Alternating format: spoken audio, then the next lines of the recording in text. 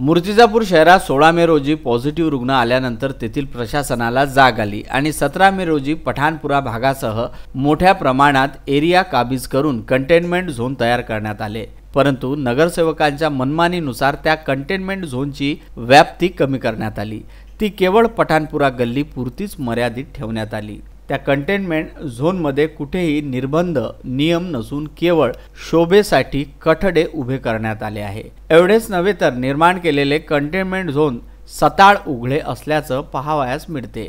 या कंटेनमेंट झोनमध्ये कुठेही नियम किंवा निर्बंध नाहीत, त्यामुळे या कंटेनमेंट झोनची दारं केव्हाही आणि कुणासाठीही 24 तास उघडी ठेवण्यात आली आहे। याला प्रशासन जबाबदार असून या संदर्भात गंभीर नसल्याचा आरोप सामाजिक कार्यकर्ते राजेंद्र मोहोळ यांनी विदर्भ न्यूजच्या माध्यमातून केला आहे।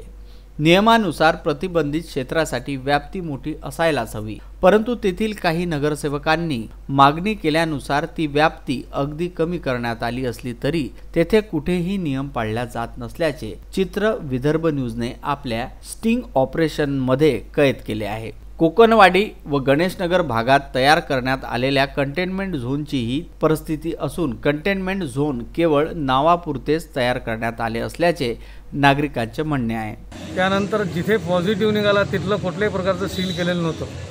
त्यानंतर 15 दिवसानंतर शहरामध्ये कोकणवाडीमध्ये पॉझिटिव्ह झोन निघाला, तिथे सुद्धा 3 किलोमीटरचं कंटेनमेंट झोन केलं नाही।